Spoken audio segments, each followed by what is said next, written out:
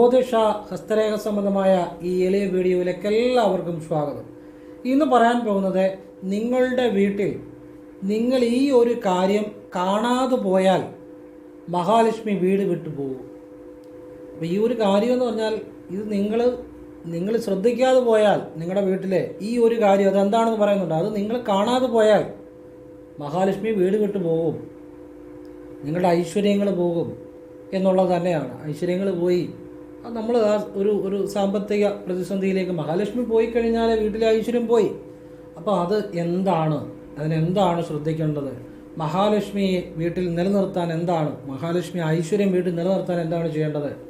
അപ്പോൾ എന്ത് കാര്യമാണ് നിങ്ങൾ വീട്ടിൽ അത് കാണാതെ പോകുന്ന ഈ കാര്യം വീട്ടിലെ ആ മഹാലക്ഷ്മി വീട്ടിൽ നിന്ന് ഇറങ്ങിപ്പോകാൻ ഇടയാക്കും. അപ്പോൾ അതെന്ത് കാര്യമാണെന്ന് പറയുന്നുണ്ട്. വീഡിയോ മുഴുവൻ കാണുക. ഇതൊരിക്കലും മിസ് ചെയ്യരുത്. ഇത് നിങ്ങളുടെ ജീവിതത്തിൽ എന്നത്തേക്കുമായി ജീവിതത്തിൽ പ്രയോജനപ്പെടുന്ന കാര്യമാണ്. എത്ര കടം കയറി നശിച്ച വീടുകളും ഈ പറഞ്ഞ കാര്യങ്ങൾ ശ്രദ്ധിച്ചവർ പിന്നീട് വലിയ സാമ്പത്തികത്തിലേക്ക് വന്ന അനുഭവങ്ങളുണ്ട്. ഇത് ഏതൊരാൾക്കും പ്രയോജനപ്പെടുന്ന കാര്യമാണ്.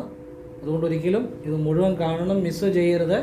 അതുപോലെയുള്ള കാര്യങ്ങളാണ് പറഞ്ഞു തരുന്നത്. അത് എന്നേക്കുമായി നിങ്ങളുടെ വീട്ടിലെ മഹാലക്ഷ്മിയുടെ ഐശ്വര്യം നിലനിർത്തുന്ന കാര്യങ്ങളാണ്.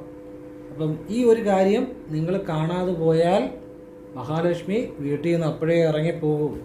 അപ്പോൾ അതാണ് പറഞ്ഞു തരുന്നത്. അപ്പം അതിനു മുമ്പേ ഒരു കാര്യം പറയുകയാണ്, നേരിട്ട് കൺസൾട്ടിങ് ഇല്ല, വാട്സപ്പ് വഴി മാത്രമേ ഉള്ളൂ. നിങ്ങൾ ഹസ്തരേഖ, സംഖ്യാജ്യോതിഷം, ഗ്രഹനില ഇതൊക്കെയാണ് ഞാൻ നോക്കുന്നത്. അപ്പോൾ നിങ്ങൾക്ക് നോക്കാൻ താല്പര്യമുണ്ട് വാട്സപ്പ് ഇടുക, ഫ്രീ ആകുമ്പോൾ ഞാൻ റിപ്ലൈ തരും. എല്ലാവർക്കും റിപ്ലൈ തരാൻ പറ്റത്തില്ല, കാരണം ഒരുപാട് മെസ്സേജുകളാണ് വരുന്നത്.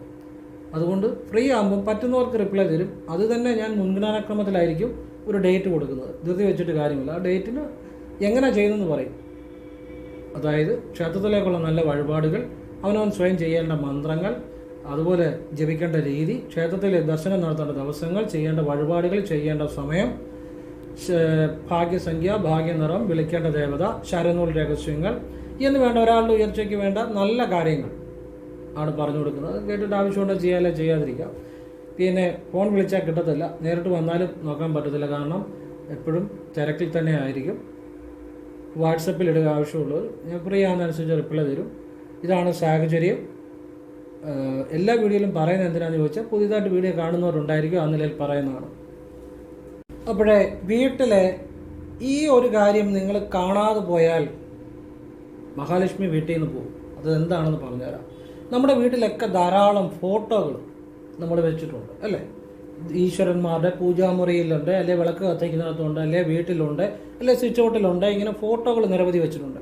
ഇതിലേത് ഫോട്ടോയാണേലും ആ ഫോട്ടോയിൽ വേട്ടാവളിയൻ കൂട് കൂട്ടുക, അല്ലെങ്കിൽ മാറാല ചുക്കിൽ വരിക, ഇങ്ങനെയുള്ള കാര്യങ്ങൾ നിങ്ങൾ വെള്ളി, പൗർണമി ഈ ദിവസങ്ങളിൽ നിങ്ങൾ പ്രത്യേകം നോക്കി അത് വൃത്തിയാക്കണം.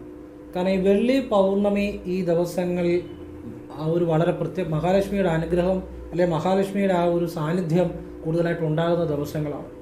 അപ്പോൾ ആ ദിവസങ്ങൾക്ക് അത് ഒരുപാട് പ്രത്യേകതകളുണ്ട്. അപ്പോൾ നിങ്ങൾ ഇതെപ്പോഴും കഴിവുന്നത് എപ്പോഴും തന്നെ വൃത്തിയായിട്ട് ഇത് സൂക്ഷിക്കുക. അത് ഈശ്വരന്മാരുടെ പടങ്ങളായിക്കോട്ടെ, അല്ലാത്ത ഫോട്ടോകളായിക്കോട്ടെ, ഏത് ഫോട്ടോ ആണേലും, ഈശ്വരന്മാരുടെ ഫോട്ടോ അല്ലെങ്കിൽ നിങ്ങളുടെ ഫോട്ടോ ഉണ്ടെങ്കിലും എന്തായാലും അതിലെ മാറാല പറ്റുക, അല്ലെങ്കിൽ ഈ ഇതുപോലെയുള്ള ചില ജീവികൾ, വേട്ടാവളിയൻ അതുപോലെയുള്ള ജീവികൾ ഈ ചെറിയ കൂട് കൂട്ടും.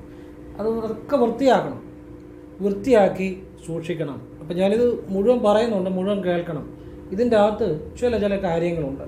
മഹാലക്ഷ്മി ഒരു വീട്ടിൽ വസിക്കണമെന്നുണ്ടെങ്കിൽ അവിടെ വൃത്തിയും വെടിപ്പും ഉണ്ടാകണം. എങ്കിൽ മാത്രമേ മഹാലക്ഷ്മി വസിക്കത്തുള്ളൂ. നമ്പർ 1. നമ്പർ 2, ദീപം തെളിയണം ആ വീട്ടിൽ. രാവിലെ സന്ധ്യയ്ക്കും ദീപം തെളിയണം. അങ്ങനെയുള്ള വീടുകളിൽ മഹാലക്ഷ്മി വസിക്കും. വൃത്തി ഉണ്ടാകണം, ദീപം തെളിയണം. അങ്ങനെയുള്ള വീടുകളിലാണ് മഹാലക്ഷ്മിയുടെ വാസം ഉണ്ടാകുന്നത്. അപ്പോൾ ഇതൊരു ഒരു ചെറിയ കാര്യമല്ല. കാരണം പല അധപ്പതിച്ച വീടുകളും ഞാൻ കണ്ടതിൻ്റെ അടിസ്ഥാനത്തിൽ അവിടെ ഒന്നും വൃത്തികൾ ഇല്ലായിരുന്നു. ഞാൻ പല നശിച്ചു പോയ അധപ്പതിച്ച വീടുകളും പോയി കണ്ടിട്ടുണ്ട്. അവിടെ ഒക്കെ പലപ്പോഴും ഫോട്ടോകളെല്ലാം ഇതുപോലെ ചെറിയ ഈ ഫോട്ടോയിലൊക്കെ ഓരോ കൂട് കൂട്ടി ഈ ഓരോ ജീവികൾ, ചെറിയ പ്രാണികൾ, അതുപോലെ തന്നെ മാറാല, അതുപോലെ അവിടെ ആ ഒരു ഐശ്വര്യഹാനി കാണുമ്പോൾ തന്നെ അറിയാം. മഹാലക്ഷ്മിയുടെ വാസമില്ലെന്ന് കാണുമ്പോൾ തന്നെ അറിയാം. അപ്പം അതൊരു ചെറിയ കാര്യമല്ല. അതുകൊണ്ട് തന്നെയാണ് നിങ്ങൾ ഈ ഒരു കാര്യം കാണാതെ പോകരുത്. നിങ്ങൾ വളരെ ശ്രദ്ധിക്കണം. നമ്മൾ എത്രയാണെന്ന് പറഞ്ഞാൽ ഇതിലൊക്കെ ഒരു ചുക്കിലിയോ അത് ഇതൊക്കെ എപ്പോഴും കാണും. അത് നമ്മളെപ്പോഴും നീക്കി ഒരു ഇച്ചിരി വെള്ളം തൊട്ട് തുടച്ച് നല്ല വൃത്തിയായിട്ട് അത് സൂക്ഷിക്കണം. പ്രത്യേകിച്ച് പൗർണമി, വെള്ളിയാഴ്ചകൾ, ഈ ദിവസങ്ങൾ നിങ്ങളത് ചെയ്തിരിക്കണം. അത് വലിയ ഐശ്വര്യങ്ങളെ തരും. ഇതോടൊപ്പം ഈ ശിവൻ്റെ, ഭഗവാന്റെ ഒരു അനുഗ്രഹം ഉണ്ടെങ്കിലും മഹാലക്ഷ്മിയുടെ അനുഗ്രഹം പെട്ടെന്നുണ്ടാകും. ശിവക്ഷേത്രത്തിൽ തിങ്കളാഴ്ച നെയ്വിളക്ക് സമർപ്പിക്കണം. അതുപോലെ വെള്ളിയാഴ്ച ശിവക്ഷേത്രത്തിൽ വെള്ള നിവേദ്യവും നെയ്വിളക്കും ഭഗവാന് സമർപ്പിക്കണം. സാമ്പത്തികം തന്നെ ആവശ്യപ്പെടണം. തീർച്ചയായിട്ടും മഹാലക്ഷ്മി നിങ്ങളുടെ വീട്ടിലേക്ക് വരും, നിലനിൽക്കും. ഇത് സാധിക്കുന്ന പോലെ തിങ്കൾ, വെള്ളി ഈ ദിവസങ്ങളിൽ ശിവക്ഷേത്രത്തിൽ രാവിലെ ഒരു 6-നും 6:30-ക്കും ഇടയ്ക്ക് പോയി ഇത് ഒരു നെയ്വിളക്കിന് 15-20 രൂപ. ക്ഷേത്രത്തിൽ നിന്ന് കിട്ടുന്ന നെയ്വിളക്കിൻ്റെ കാര്യമാണ് പറഞ്ഞാൽ, അത് കടയിൽ നിന്ന് മേടിക്കുന്ന ഊട്ടുവിളക്കിൻ്റെ കാര്യമല്ല. ക്ഷേത്രത്തിൽ നിന്ന് കിട്ടുന്ന 15-20 രൂപയുടെ നെയ്വിളക്ക് അത് തിങ്കളാഴ്ച രാവിലെ വെളുപ്പിനെ പോയി ചെയ്യുക. പെട്ടെന്ന് ഫലം ഉണ്ടാകും. സാമ്പത്തികം തന്നെ പറയുക. ഞാൻ ചെയ്തവർക്കൊക്കെ അതിൻ്റെ ഗുണം ഉണ്ടായിട്ടുണ്ട്. വെള്ളിയാഴ്ച ശിവക്ഷേത്രത്തിൽ രാവിലെ പോയി നെയ്വിളക്ക്, വെള്ള നിവേദ്യം കൂടെ, വെള്ളിയാഴ്ച വെള്ള നിവേദ്യം കൂടെ ഭഗവാന് കൊടുക്കുക. സാധിക്കുന്ന പോലെ ആവർത്തിക്കുക. ആ വീട്ടിലെ മഹാലക്ഷ്മി എന്നും വസിക്കുമെന്നുള്ള കാര്യത്തിൽ യാതൊരു സംശയവും വേണ്ട. അതായത് എന്നും മഹാലക്ഷ്മിയുടെ സാന്നിധ്യം ഈ പറഞ്ഞ കാര്യങ്ങൾ ശ്രദ്ധിക്കുന്ന വീടുകളിൽ എന്നും ഉണ്ടാകും. അവരുടെ വീട്ടിലൊന്നും ഐശ്വര്യഹാനി ഉണ്ടാകത്തില്ല. ഇത് അച്ചട്ടാണ്, അനുഭവങ്ങളുടെ അടിസ്ഥാനത്തിൽ പറയുന്നതാണ്. നമ്മളിപ്പോൾ ക്ഷേത്രത്തിൽ പോയി, എല്ലാവരും ചോദിക്കുന്ന ഒരു ചോദ്യമുണ്ട്. ക്ഷേത്രത്തിൽ പോയി പ്രസാദം വാങ്ങിയാൽ എന്തു ചെയ്യണം എന്നുള്ളത്. ആ പ്രസാദം അവിടെ കളയാമോ, ഇവിടെ കളയാമോ? ഇതൊരു കാലാകാലങ്ങളായിട്ടുള്ള ചോദ്യമാണ്. ഞാൻ പലയിടത്തും കണ്ടിട്ടുണ്ട്. പക്ഷേ പലരും മറുപടി പറയുന്ന കേട്ടിട്ടുണ്ടെങ്കിൽ എനിക്ക് അത്ര ഒരു തൃപ്തിയായിട്ട് തോന്നിയിട്ടില്ല. അതുകൊണ്ട് ഞാൻ എൻ്റെ ഒരു അഭിപ്രായം പറയാം. നമ്മൾ ക്ഷേത്രത്തിൽ പോകുമ്പോൾ, നമ്മൾ ക്ഷേത്രത്തിൽ നിന്ന് പ്രസാദം വാങ്ങുമ്പോൾ, ആ പ്രസാദം എന്ന് പറഞ്ഞാൽ ആ ദേവതയുടെ ചൈതന്യം, അല്ലെ ഊർജം, അനുഗ്രഹം ആ പ്രസാദത്തിലുണ്ട്, തീർച്ചയായിട്ടും ഉണ്ട്. അപ്പോൾ ആ പ്രസാദം നമ്മൾ എന്ത് ചെയ്യണം? ആ ദേവതയുടെ ആ പ്രസാദത്തിലുള്ള ആ ചൈതന്യം, ആ ഊർജം നമ്മൾ സ്വീകരിക്കുക എന്നുള്ളതാണ്. ഇപ്പോൾ ക്ഷേത്രത്തിൽ നമ്മൾ വന്നു കഴിഞ്ഞാൽ, വീട്ടിൽ വന്നു കഴിഞ്ഞാൽ പ്രസാദം, ആ ഒരു ഇലയിലെ പ്രസാദം നമ്മുടെ നെഞ്ചോട് ചേർത്ത് പിടിച്ച് ആ ദേവിയെ, അല്ലെ ആ ദേവീനാമം, അല്ലെ കൃഷ്ണൻ്റെ നാമം, ഏത് ക്ഷേത്രമെന്ന് വെച്ചാൽ അത് ജപിച്ച് ആ ഊർജ്ജം നമ്മുടെ ഹൃദയത്തിലേക്ക് സ്വീകരിക്കുന്നതായിട്ട് സങ്കല്പിക്കുക. എന്നിട്ട് ഈ പൂക്കൾ ചെടികളുടെ ചോട്ടിയിടുക. ബാക്കി കുങ്കുമമായിക്കോട്ടെ, ഭസ്മമായിക്കോട്ടെ, ഈ ചന്ദനമായിക്കോട്ടെ, അത് ഡെപ്പിക്കാതിട്ട് വിളക്ക് കത്തിക്കുന്നിടത്ത് വെക്കുക. കാര്യം തീർന്നില്ലേ? പ്രസാദം അവിടെ കളയാമോ, ഇവിടെ കളയാമോ? ഭയങ്കര സംശയമാണ്. സംശയമാണ്. കറക്റ്റ് കാര്യം നിങ്ങൾക്ക് ഇപ്പോൾ മനസ്സിലായില്ലേ? ഇത്രയേ ഉള്ളൂ, വേറെ കാര്യമൊന്നുമില്ല. നമ്മൾ അമ്പലത്തിൽ പോയി പ്രാർത്ഥിച്ചു, ആ ചൈതന്യം, ആ പ്രസാദം, അമ്മയുടെ പ്രസാദം വെച്ചാൽ അനുഗ്രഹം എന്നാണ് അതിൻ്റെ അർത്ഥം കേട്ടോ. നമ്മൾ ക്ഷേത്രത്തിൽ ചെന്ന് കഴിയുമ്പോൾ ക്ഷേത്രത്തിൽ നിന്ന് മേടിക്കുന്ന പ്രസാദം എന്ന് വെച്ചാൽ അവിടുത്തെ അനുഗ്രഹം എന്നാണ് അതിൻ്റെ അർത്ഥം. നമ്മൾ അർത്ഥമാക്കേണ്ടത് അനുഗ്രഹം എന്നാണ്. ആ അനുഗ്രഹം നമ്മൾ ഹൃദയത്തിലേക്ക് സ്വീകരിച്ചു കഴിഞ്ഞ് പിന്നെ നമ്മൾ ആ പൂക്കളെല്ലാം നിങ്ങളുടെ വീടിൻ്റെ ഉള്ള ചെടികളുടെ ചോട്ടിയിടുക. ആ ചന്ദനമായിക്കോട്ടെ, ഭസ്മമായിക്കോട്ടെ, കുങ്കുമമായിക്കോട്ടെ ഒരു ഡപ്പിയിലിട്ട് നിങ്ങൾ വിളക്ക് കത്തിക്കുന്നിടത്ത് വെക്കുക. നിങ്ങളെ ദിവസവും തൊടാം. ഇത്രയേ ഉള്ളൂ കാര്യം, വേറെ കാര്യമൊന്നും. അത് ഞാൻ കണ്ടിട്ടുണ്ട് പലരും പ്രസാദം അവിടെ കളയുന്നു, ഇവിടെ കളയുന്നു. അതൊന്നും അല്ല. ഇതിനൊക്കെ ഓരോ രീതികളുണ്ട്. അത് നമ്മളിലേക്ക് അത് എത്തുമ്പോഴാണ്, നമ്മളിലേക്ക് അത് സ്വീകരിക്കുമ്പോഴാണ് അത് ഫലമാകുന്നത്, ആ വഴിപാടിന് ഫലം ഉണ്ടാകുന്നത്. ഇനി നമ്മൾ ക്ഷേത്രത്തിൽ ചെല്ലുമ്പോൾ നമ്മൾ വെറും കൈയോടെ ദർശനം നടത്തരുത്. നമ്മൾ ഒരു 10 രൂപയുടെ എള്ളെണ്ണയോ, അല്ലെങ്കിൽ ഒരു 20 രൂപയുടെ എള്ളെണ്ണയോ, അല്ലെങ്കിൽ ഒരു മാലയോ, അല്ലെങ്കിൽ ഒരു അർച്ചനയോ, അല്ലെങ്കിൽ ഇഷ്ടമുള്ള നമ്മൾ എന്തെങ്കിലും അവിടെ ആ ദേവനല്ല ദേവിക്ക് സമർപ്പിക്കണം. ഇനി ഒന്നുമില്ലെങ്കിൽ ഒരു നാണയമെങ്കിലും സമർപ്പിക്കണം, അല്ലെങ്കിൽ ഒരു കൂവളത്തിലെങ്കിലും സമർപ്പിക്കണം, അല്ലെങ്കിൽ ആ എന്തെങ്കിലും ഭഗവാൻ ഇഷ്ടമുള്ള, അല്ലെങ്കിൽ ഭഗവതിക്ക് ഇഷ്ടമുള്ള ഒരു കാര്യം അവിടെ സമർപ്പിക്കണം. വെറും കൈയോടെ ക്ഷേത്ര ദർശനം ചെയ്യരുത് കേട്ടോ. കാരണം ഇത് ഞാൻ പറയുന്നത് സത്യമായിട്ടുള്ള കാര്യമാണ്. കാരണം ചില കാര്യങ്ങൾ നമ്മൾ മനസ്സിലാക്കി ചെയ്താൽ അത് മതി ജീവിതം രക്ഷപ്പെടാൻ. ഒരുപാട് കാര്യങ്ങളൊന്നും ചെയ്യുന്നതിലോ, ഒരുപാട് അറിവുകൾ സമ്പാദിക്കുന്നതോ, പല കാര്യങ്ങളും പുറകെ നടക്കുന്നതോ ഒന്നുമല്ല ജീവിതം മാറ്റുന്നത്. ചെയ്യുന്ന ശരിയായിട്ട് മനസ്സിലാക്കി വൃത്തിയായിട്ട് ചെയ്യുക. അത് ആ ഒറ്റ കാര്യമാണ് ജീവിതം മനസ്സിലാക്കുന്നത്, ജീവിതം മാറ്റുന്നത്. ഇപ്പോൾ എല്ലാവരും പുതുവർഷത്തിലേക്ക് വരികയാണ്. അപ്പം പലരും പറയുന്നൊരു വാചകമുണ്ട്, പുതുവർഷം ഞാൻ മാറ്റങ്ങൾ ഉണ്ടാക്കും. ഇതൊന്നും അങ്ങനെ പറയേണ്ട കാര്യമില്ല. നിങ്ങൾ ചെയ്യുന്ന കാര്യം, നിങ്ങളുടെ തൊഴിൽ കൂടുതൽ ആത്മാർത്ഥയോടെ ചെയ്യുക. നിങ്ങൾ കൂടുതൽ നിങ്ങളുടെ പ്രവൃത്തി ഏറ്റവും കൂടുതൽ ആത്മാർത്ഥമായിട്ട് ചെയ്യുക. അങ്ങനെ നിങ്ങൾ ചെയ്യുന്ന കാര്യത്തിലെല്ലാം കൂടുതൽ നേരത്തെക്കാട്ടും കൂടുതൽ ആത്മാർത്ഥമായിട്ട് ചെയ്യുക, കൂടുതൽ ആത്മാർത്ഥമായിട്ട് ഈശ്വരനെ വിളിക്കുക. ഇതൊക്കെ ചെയ്യുമ്പം പുതുവർഷത്തിൽ മാറ്റങ്ങൾ തന്നെ വന്നോളും. അല്ലാതെ നിങ്ങൾ മാറ്റങ്ങൾ ഉണ്ടാക്കാൻ പ്രത്യേകിച്ചൊന്നും ചെയ്യേണ്ട കാര്യമില്ല. ചെയ്യുന്ന വൃത്തിയായിട്ട് ചെയ്താൽ മതി. എന്താണേലും ഒരു പ്രാർത്ഥനയാണേലും ഒരു വഴിപാടാണേലും ഒരു തൊഴിലാണേലും വൃത്തിയായിട്ട് ചെയ്താൽ മതി, കൂടുതൽ ആത്മാർത്ഥമായിട്ട് ചെയ്താൽ മതി. ജീവിതം തനിയെ മാറിക്കോളും. അവിടെ മാറ്റം വന്നോളും. മാറ്റത്തിനായിട്ട് പ്രത്യേകിച്ചൊന്നും ചെയ്യേണ്ട കാര്യമില്ല. ഇനി മഹാലക്ഷ്മിയുടെ അനുഗ്രഹം കിട്ടുന്ന ഒരു കാര്യം പറഞ്ഞുതരാം. സ്ത്രീകളെ ബഹുമാനിക്കണം. സ്ത്രീകളെ ബഹുമാനിക്കണം. അതുപോലെ പ്രായമായവരെ, അതുപോലെ അശരണനോട്, ജോലി ചെയ്യാൻ പറ്റാത്തവരോട് നമ്മളൊക്കെ കഴിയുന്ന ദാനങ്ങൾ ചെയ്യുക, സഹായിക്കുക. ഇതൊക്കെ മഹാലക്ഷ്മിയുടെ അനുഗ്രഹം കിട്ടുന്ന കാര്യങ്ങളാണ്. പിന്നൊരു കാര്യമെന്ന് പറഞ്ഞാൽ, ഇപ്പം നമ്മൾ പഠിച്ചു വച്ചിരിക്കുന്ന ഒരു കാര്യം, ഞാൻ ഒരു സത്യസന്ധമായിട്ടാണ് പറയുന്നത്. ഇപ്പം എനിക്കുമൊക്കെ ചെറുപ്പത്തിൽ അങ്ങനെ ആയിരുന്നു. ഇപ്പം ഞാൻ ഒരു പരീക്ഷയ്ക്ക് പോകുന്നു. പരീക്ഷയ്ക്ക് പോകുമ്പം എനിക്ക് മാർക്ക് കിട്ടുന്നതിനേക്കാൾ എൻ്റെ കൂടെയുള്ള ഒരാൾക്ക് മാർക്ക് കുറച്ച് കിട്ടുന്നതാണ് എനിക്ക് സന്തോഷം. കാരണം അങ്ങനെ നമ്മളെ പഠിപ്പിച്ചു വെച്ചിരിക്കുന്നത്. അതായത് എനിക്ക് മാർക്ക് കിട്ടുന്നത് അല്ല ഞാൻ നോക്കുന്നത്, മറ്റവൻ എത്ര മാർക്ക് കുറവാണെന്നുള്ളതാണ് നോക്കുന്നത്. അവിടെ എനിക്ക് സന്തോഷം ഉണ്ടാകുന്നത്. അപ്പോൾ നമ്മൾ സ്കൂളിൽ പഠിച്ചുകൊണ്ടിരിക്കുമ്പോഴുള്ള കാര്യം, ഇതെല്ലാവരുടെയും കാര്യത്തിൽ ഇങ്ങനെയുള്ള സ്ഥിതിയുണ്ട്. എൻ്റെ വീട്ടിലിപ്പം എന്ത് ചെയ്യുന്നു എന്നുള്ളതല്ല, മറ്റവൻ്റെ വീട്ടിൽ എന്ത് കുഴപ്പങ്ങളുണ്ടാകുന്നു എന്ന് അറിയുമ്പോഴാണ് പലർക്കും മനസ്സിൽ സന്തോഷം വരുന്നത്.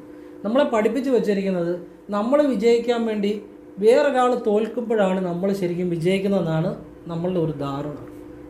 അപ്പോൾ അത് എപ്പോഴും മനസ്സിൽ അങ്ങനെയുള്ളവർക്ക് ജീവിത വിജയങ്ങൾ ഉണ്ടാകാൻ പാടാം. പിന്നെ നമ്മളത് പ്രായമായി നമ്മൾ ഈശ്വര വിദ്യയിലേക്ക് വന്നപ്പം എനിക്ക് മനസ്സിലായി, ഇപ്പം ഒരാൾ നമ്മളോട് വന്നിട്ട് പറയുകയാണ് അവനൊരു നല്ല ജോലി കിട്ടി എന്ന് പറയുന്നു. അപ്പം നമ്മൾ അതിൽ സന്തോഷിക്കുക, അവന് ആ ജോലി കിട്ടിയതിൽ സന്തോഷിക്കുക. അപ്പോഴാണ് നമ്മളിലേക്ക് മഹാലക്ഷ്മിയുടെ അനുഗ്രഹം വരുന്നത്. അല്ലെങ്കിൽ നമ്മൾ വിചാരിക്കുക, എടാ ഞാൻ ഇത്രയൊക്കെ ചെയ്തിട്ട് എനിക്ക് ആ ജോലി കിട്ടിയില്ലല്ലോ, അവന് കിട്ടിയല്ലോ. ഇങ്ങനെ ഒരു ചിന്ത വന്നാൽ മഹാലക്ഷ്മി നമ്മളിലേക്ക് വരത്തില്ല. ഒരാൾക്കൊരു ഉയർച്ച ഉണ്ടാകുമ്പോൾ അവൻ ആ ഉയർച്ച ഉണ്ടായ ആ ഉയർച്ചയിൽ സന്തോഷിക്കുമ്പോൾ അവനിലുള്ള ആ ഒരു ഊർജം, ഐശ്വര്യമുള്ള ഊർജം നമ്മളിലേക്കും ട്രാൻസ്ഫർ ആകും.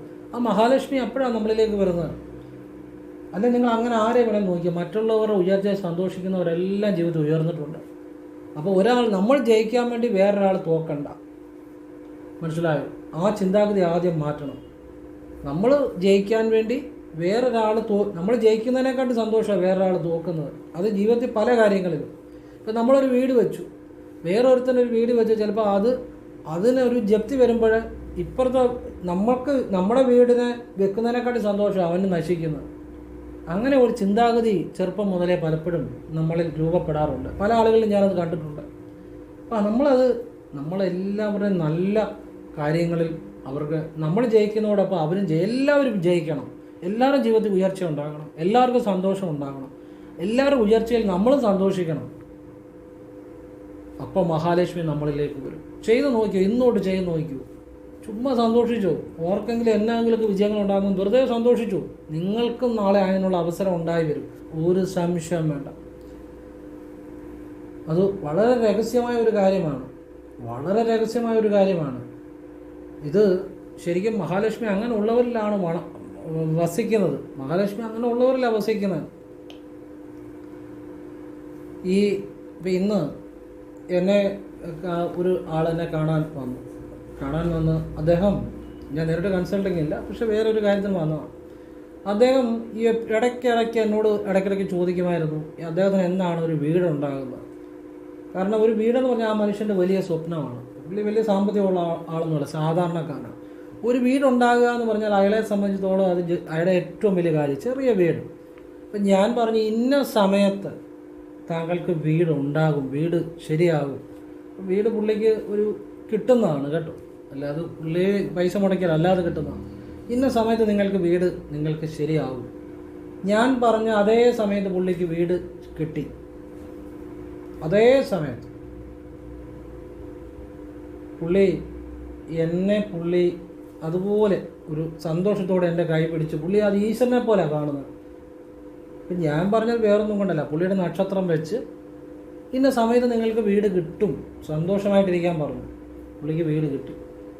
അപ്പം അങ്ങനെയുള്ള ചില കാര്യങ്ങളുണ്ട്. ഞാനിപ്പം ഒരു വീഡിയോ ചെയ്തിരുന്നു, ഈ 2025 സാമ്പത്തിക ഉയർച്ച ഉണ്ടാകുന്ന നക്ഷത്രങ്ങൾ, അതുപോലെ ശ്രദ്ധിക്കേണ്ട നക്ഷത്രങ്ങൾ, സാമ്പത്തികമായ ഒരു താഴ്ചയ്ക്ക് സാധ്യതയുള്ള നക്ഷത്രങ്ങൾ, വാഹനങ്ങളൊക്കെ ശ്രദ്ധിക്കേണ്ട എന്ന് വെച്ചാൽ ശ്രദ്ധിക്കുക എന്ന് വെച്ചാൽ അങ്ങനെ ഒരു ആപത്തുകൾ ഉണ്ടാകുമെന്നല്ല എൻ്റെ അർത്ഥം. ശ്രദ്ധിക്കുന്നതുകൊണ്ട് ഗുണമുണ്ടാകും.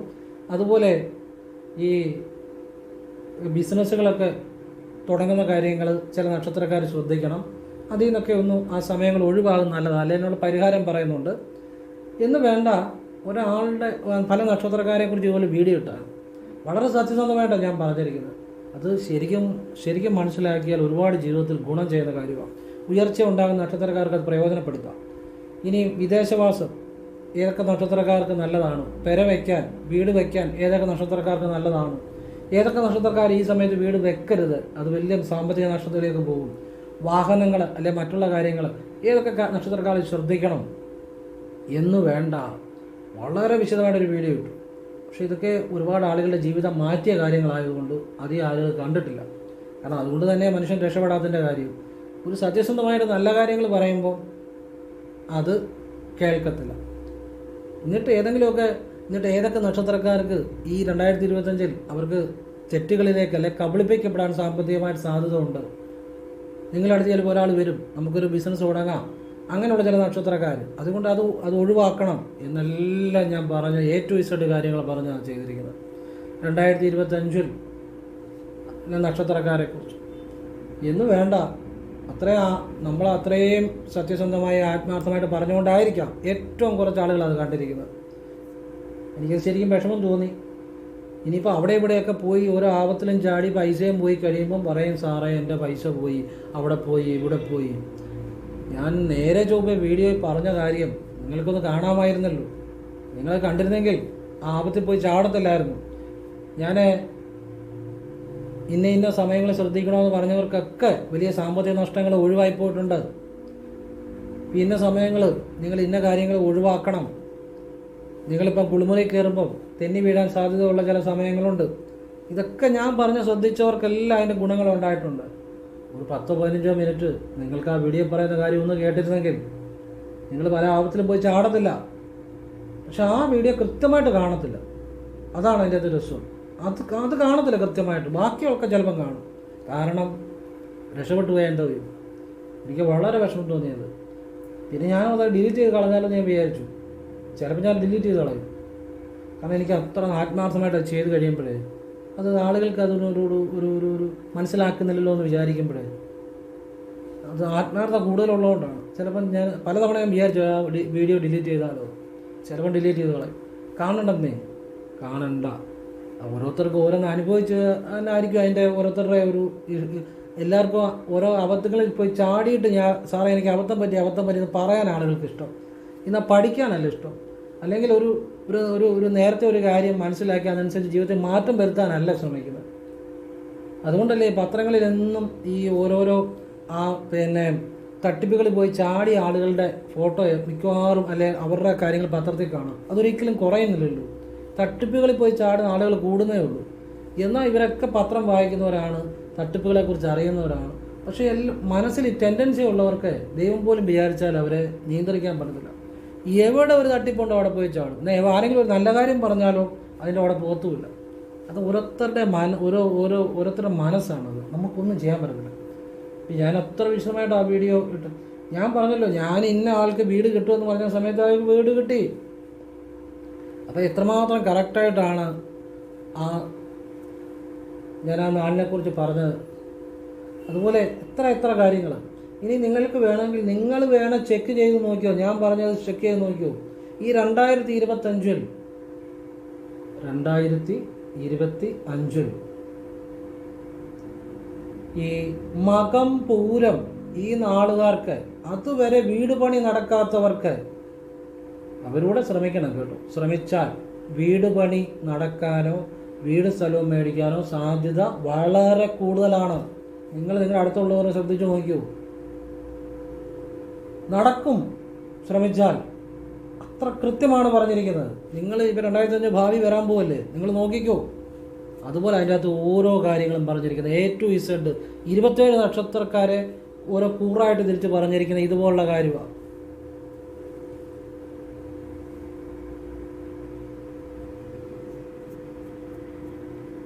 അതുകൊണ്ട് തന്നെ ആ വീഡിയോ കറക്റ്റായിട്ട് ആരും കാണാതെ പോവുകയാണ്.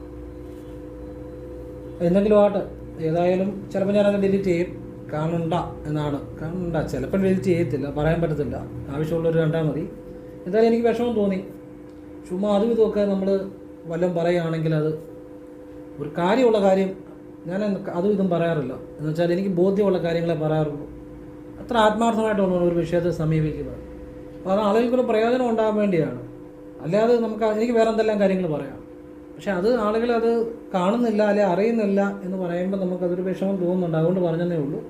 അപ്പോൾ ഇതെല്ലാം ഞാൻ ഈ മഹാലക്ഷ്മി നിങ്ങളുടെ വീട്ടിൽ നിലനിൽക്കാനുള്ള കാര്യം പറഞ്ഞു. അപ്പോൾ നിങ്ങളിനി ആർക്കെങ്കിലും ഒരു ഉയർച്ച ഉണ്ടായെന്ന് കേട്ടാൽ സന്തോഷിച്ചോണം. അപ്പോൾ നിങ്ങളുടെ ഒരു കൂട്ടുകാരൻ അവൻ ഗൾഫിൽ പോവുക, സന്തോഷിക്കണം. അല്ലെങ്കിൽ ഞാൻ പോകുന്നില്ലല്ലോ, അവൻ പോയല്ലോ, വിഷമിക്കരുത്. അവിടെ വിഷമിച്ചാൽ പോയി, സന്തോഷിക്കുക. അപ്പോഴാണ് നിങ്ങളിലേക്ക് മഹാലക്ഷ്മി അനുഗ്രഹിക്കുന്നത്. ഇനി കലാകാരന്മാരാണെങ്കിൽ നിങ്ങളുടെ സുഹൃത്തിനൊരു നല്ല പടം ചെയ്യാൻ അവസരം കിട്ടി, സന്തോഷിക്കുക, അവനെ അഭിനന്ദിക്കുക, അവൻ്റെ സന്തോഷം നിങ്ങളും അനുഭവിക്കുക. നിങ്ങൾക്ക് നാളെ അതുപോലെ ഒരു പടം കിട്ടും, നിങ്ങൾക്കും ഒരു അവസരം കിട്ടും. അതുപോലെ ഏതൊരു കാര്യത്തിലും ഞാൻ ഉദാഹരണം പറഞ്ഞതേ ഉള്ളൂ. മറ്റുള്ളവരുടെ ഉയർച്ചയിലും ആ എല്ലാം സന്തോഷത്തിൽ നിങ്ങൾ ആത്മാർത്ഥമായിട്ട് പങ്കുചേരുക, നിങ്ങളും സന്തോഷിക്കുക. നിങ്ങളുടെ ജീവിതത്തിലേക്ക് ആ ഉയർച്ച ഡെഫിനറ്റായിട്ട് ഉണ്ടാകും. അപ്പോഴാണ് ശരിക്കും മഹാലക്ഷ്മി നിങ്ങളിലേക്ക് വരുന്നത്. മനസ്സിലാകുന്നുണ്ടോ? ഇതുപോലെ ആരും പറഞ്ഞു തരത്തില്ല. നിങ്ങൾക്ക് ആവശ്യമുണ്ടെങ്കിൽ പ്രയോജനപ്പെടുത്തുക. ഞാൻ എൻ്റെ അഭിപ്രായങ്ങളും എൻ്റെ അനുഭവങ്ങളും എൻ്റെ നിരീക്ഷണങ്ങളും പറഞ്ഞ് ഇഷ്ടമുള്ളവർക്ക് സ്വീകരിക്കുക, അല്ലാത്തവർക്ക് അത് തള്ളിക്കളയുക. യാതൊരു വിരോധവുമില്ല. എനിക്ക് ബോധ്യമുള്ള കാര്യങ്ങൾ, അനുഭവമുള്ള കാര്യങ്ങളാണ് പറഞ്ഞത്. എല്ലാവരും ഈശ്വരൻ അനുഗ്രഹിക്കട്ടെ. എല്ലാവർക്കും നല്ല ഒരു പുതുവർഷം ഉണ്ടാകട്ടെ. പുതുവർഷത്തിന് വേണ്ടി നിങ്ങൾ പ്രത്യേകിച്ച് മാറാൻ വേണ്ടി ഒന്നും ചെയ്യേണ്ട. നിങ്ങൾ ചെയ്യുന്ന കാര്യങ്ങൾ ആത്മാർത്ഥമായിട്ട് ചെയ്താൽ മതി. അതായത് നിങ്ങളുടെ ജോലി ഈ വർഷം കൂടുതൽ നന്നായിട്ട് ചെയ്യുക, ആത്മാർത്ഥമായിട്ട് ചെയ്യുക. നിങ്ങൾ ചെയ്യുന്ന എല്ലാ പ്രവർത്തികളും കൂടുതൽ ആത്മാർത്ഥമായിട്ട് ചെയ്യുക. ക്ഷേത്രത്തിൽ പോകുന്നതും കൂടുതൽ ആത്മാർത്ഥമായിട്ട് ഈശ്വരനെ വിശ്വസിക്കുക. മാറ്റം ഓട്ടോമാറ്റിക്കായിട്ട് വന്നുകൊള്ളും. എന്നോട് ഒരാൾ ചോദിച്ചു, സാറേ മോക്ഷം കിട്ടാൻ വേണ്ടി എന്താണ് ചെയ്യേണ്ടത്? അവർ കുറച്ച് ആത്മീയതയിലൊക്കെ സഞ്ചരിക്കുന്ന ഒരു വ്യക്തിയാണ്. ഞാൻ പറഞ്ഞു, എനിക്ക് സമയമില്ല, എങ്കിലും ഒരു കാര്യം പറഞ്ഞുതരാം. ഇനി മെസ്സേജ് ഇടരുത്, കാരണം സമയമില്ലാത്തതുകൊണ്ടാണ്, വേറെ ഒന്നും വിചാരിക്കരുത്. മോക്ഷം കിട്ടാൻ വേണ്ടി ഒന്നും ചെയ്യണ്ട. നിങ്ങൾ ചെയ്യുന്ന പ്രവൃത്തി, നിങ്ങളൊരു കുടുംബിനെയാണെങ്കിൽ നിങ്ങളുടെ കുടുംബത്തോടുള്ള ഉത്തരവാദിത്വം, ഭർത്താവിനോടുള്ള ഉത്തരവാദിത്വം, മക്കളോടുള്ള ഉത്തരവാദിത്വം, അതെല്ലാം ഏറ്റവും നന്നായിട്ട് ചെയ്യുക, ആത്മാർത്ഥമായിട്ട് ചെയ്യുക. നിങ്ങളൊരു ഏത് പ്രവൃത്തിയും ഏറ്റവും സത്യസന്ധമായിട്ട് ആത്മാർത്ഥമായിട്ട് ചെയ്യുക. ക്ഷേത്രത്തിൽ പോയാലും പ്രാർത്ഥിക്കുന്നത് മോക്ഷത്തിന് വേണ്ടി പ്രാർത്ഥിക്കേണ്ട, ഒന്നും ആഗ്രഹിച്ച് പ്രാർത്ഥിക്കേണ്ട, ആത്മാർത്ഥമായിട്ട് ഈശ്വരനെ വിളിക്കുക. അപ്പോഴാണ് മോക്ഷം കിട്ടുന്നത്. മോക്ഷത്തിന് വേണ്ടി പ്രാർത്ഥിച്ചാൽ മോക്ഷം കിട്ടത്തില്ല. നിങ്ങൾ നിഷ്കാമമായിട്ട് നിങ്ങളുടെ പ്രവൃത്തി, നിങ്ങളുടെ കർമ്മം സത്യസന്ധമായിട്ട് ശുദ്ധമായിട്ട് ചെയ്യുമ്പോൾ ഓട്ടോമാറ്റിക്കായിട്ട് മോക്ഷം കിട്ടും. അതിനുവേണ്ടി ഒന്നും ചെയ്യേണ്ട എന്നുള്ളതാണ്. ചെയ്യുന്നത് ആത്മാർത്ഥമായിട്ട് ചെയ്താൽ മതി. അതാണ് അതിൻ്റെ രഹസ്യം. പിന്നെ എന്നോട് ചോദിച്ചു, എനിക്കൊരു ഗുരുവിനെ കിട്ടണമെന്ന് വലിയ ആഗ്രഹമുണ്ട്, അതേത് ഗുരുവിനെയാണ് ഞാൻ വിളിക്കേണ്ടത്?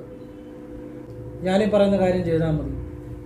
രാവിലെ കുളി കഴിഞ്ഞ് തല തോർത്തി കഴിഞ്ഞ് വടക്കോട്ട് തിരിഞ്ഞ് നിന്ന് കുളിമുറിയിൽ നിന്ന് 2 കൈയുടെ ഉള്ളംകൈയിൽ അല്പം വെള്ളം തൊടുക. ഇങ്ങനെ പിടിക്കുക. അതിന് ബുദ്ധിമുട്ടൊന്നുമില്ലല്ലോ. ഇങ്ങനെ കൈ പിടിച്ചിട്ട് ഗുരുചരണം ശരണം, ഗുരുചരണം ശരണം, ഗുരുചരണം ശരണം 3 തവണ വാഗുകൊണ്ട് പറയുക. ഒരു ഗുരുവിനെ മനസ്സിൽ ചിന്തിക്കാതെ തന്നെ പ്രപഞ്ചമാകുന്ന ഈശ്വരനെ ചിന്തിക്കുക. എന്നിട്ട് മഹാഗുരുവേ, അതാ ഈശ്വരനെ വിളിക്കുന്നത്, മഹാഗുരുവേ, അങ്ങ് എൻ്റെ ജീവിതത്തിലേക്ക് വരണേ, എന്നെ വഴി കാട്ടണേ, സഹായിക്കണേ. സമ്പത്തും ഐശ്വര്യവും ജ്ഞാനവും ഉദ്ദേശിക്കുന്ന അനുഭവമാണ് കേട്ടോ, അല്ലാതെ അറിവല്ല. ജ്ഞാനവും ജീവിതത്തിലേക്ക് നൽകണേ. എന്നെ എന്നും അവിടുത്തെ സഹായം ഉണ്ടാകണേ, എന്നെ വഴി കാട്ടണേ. ഇത്രയും പറഞ്ഞാൽ മതി. നിങ്ങളുടെ കർമ്മമനുസരിച്ച്, നിങ്ങളുടെ നിയോഗമനുസരിച്ച് നിങ്ങളുടെ ഗുരു ആവശ്യമുള്ളപ്പോൾ യഥാർത്ഥ ഗുരു നിങ്ങളുടെ മുന്നിൽ വരും. യഥാർത്ഥ ഗുരു എന്ന് വെച്ച് കഴിഞ്ഞാൽ നിങ്ങളിപ്പം കാണുന്ന, നിങ്ങൾ അന്വേഷിച്ച് പോകുന്നതൊന്നും അല്ല. യഥാർത്ഥ ഗുരു എന്ന് പറഞ്ഞാൽ യഥാർത്ഥ ഗുരുവിന് നിങ്ങളുടെ പ്രശംസയുടെയോ നിങ്ങളുടെ പണത്തിൻ്റെയോ ഒന്നും ആവശ്യമില്ല. യഥാർത്ഥ ഗുരുവിന് ഹിമാലയത്തിലൊക്കെയുള്ള അവധൂതന്മാരെ പോലുള്ള ഗുരുക്കന്മാരുടെ കാര്യമാണ് പറയുന്നത്. അത് നിങ്ങൾക്ക് ഈ ജന്മം ഏത് ജന്മത്തിനാണേലും നിങ്ങൾക്ക് അത് കിട്ടേണ്ട സമയത്ത് യഥാർത്ഥ ഗുരു മുന്നിൽ വന്നുകൊള്ളും. നിങ്ങൾ തേടിപ്പോകുന്നൊന്നും അതല്ല. അതിനുവേണ്ടി അലഞ്ഞു നടക്കണ്ട, അതിനുവേണ്ടി ചിന്തിക്കണ്ട. ഇത്ര മാത്രം ചെയ്താൽ മതി. ഞാൻ പറഞ്ഞു തരുന്നത് സത്യസന്ധമായ ആ ശിവനിൽ നിന്ന് വരുന്ന ആ അറിവാണ് പറഞ്ഞു തരുന്നത്. ഇഷ്ടമുണ്ടെങ്കിൽ സ്വീകരിക്കുക, അല്ല തള്ളിക്കളയാം. ചോദിച്ചുകൊണ്ട് പറഞ്ഞു തന്നതാണ്. ഇനി എപ്പോഴും മെസ്സേജ് ചെയ്യരുത്, ഇങ്ങനെ പറഞ്ഞ് നിർത്തി. ഇത്രയേ ഉള്ളൂ കാര്യം. നമ്മൾ ഏതൊരു കാര്യം ശരിയായിട്ട് അറിയുക എന്നുള്ളതാണ്. ചുമ്മാ അതിനെ പുറകെ നടന്ന് ജീവിതം കളയരുത്. ഒരു ജന്മം എന്ന് പറഞ്ഞാൽ ഈശ്വരൻ നൽകുന്ന ഏറ്റവും വലിയ അവസരമാണ്. അപ്പോൾ അറിയേണ്ട കാര്യങ്ങൾ അറിയണം, ചെയ്യേണ്ട കാര്യങ്ങൾ ചെയ്യണം, അതേ പാടുള്ളൂ. ആവശ്യമില്ലാത്ത കാര്യങ്ങളുടെ പുറകെ, തെറ്റായ അറിവുകളുടെ പുറകെയൊക്കെ നടന്നാൽ ആ തെറ്റായ ഫലങ്ങളെ ജീവിതത്തിൽ ഉണ്ടാകത്തുള്ളൂ. തെറ്റായ ഒരു കാര്യം ചെയ്താൽ ശരിയായിട്ടൊരു റിസൾട്ട് കിട്ടുമെന്ന് വിശ്വസിക്കുന്നവനല്ലേ ഏറ്റവും വലിയ അബദ്ധം. തെറ്റായ കാര്യം ചെയ്താൽ എങ്ങനെയാണ് ശരിയായ റിസൾട്ട് കിട്ടുന്നത്? തെറ്റായ റിസൾട്ടേ കിട്ടത്തുള്ളൂ. ശരിയായ കാര്യം ചെയ്താലേ ശരിയായിട്ടുള്ള റിസൾട്ട് കിട്ടത്തുള്ളൂ. അത് പ്രപഞ്ച നിയമമാണ്. അപ്പോൾ നല്ല കാര്യങ്ങളെ മനസ്സിലാക്കുക. ഞാനെന്നല്ല, ആരാണേലും നിങ്ങളും നിങ്ങളുടെ ബുദ്ധിക്കും യുക്തിക്കും ചിന്തിക്കുക. ശരിയാണോ? അല്ല ഒരാൾ പറയുന്ന അപ്പടി എഴുതി വിഴുങ്ങരുത്. നിങ്ങൾക്കത് ബുദ്ധിക്കും യുക്തിക്കും ശരിയെന്ന് തോന്നിയാൽ അതിനെ സ്വീകരിക്കുക, അതിനെ ഫോളോ ചെയ്യുക, നിങ്ങളതിനെ പ്രയോജനപ്പെടുത്തുക. അത്രയേ ഉള്ളൂ. എനിക്ക് ശരിയെന്ന് തോന്നിയ അനുഭവമുള്ള കാര്യങ്ങളാണ് പറയുന്നത്. നിങ്ങൾക്കത് ശരിയെന്ന് തോന്നിയാൽ സ്വീകരിക്കുക, അല്ല തള്ളിക്കളാം. എൻ്റെ അനുഭവങ്ങളും എനിക്ക് ബോധ്യമുള്ള കാര്യങ്ങളാണ്. അത് നല്ലത് മാത്രം ഉണ്ടാകുന്ന കാര്യങ്ങളാണ്. ശരിയായിട്ട് ചെയ്തവർക്കൊക്കെ ഗുണങ്ങളുണ്ടായിട്ടുണ്ട്. എല്ലാവരും ഈശ്വരൻ അനുഗ്രഹിക്കട്ടെ. ഓം കൃഷ്ണായ നമഃ. ശിവോഹം.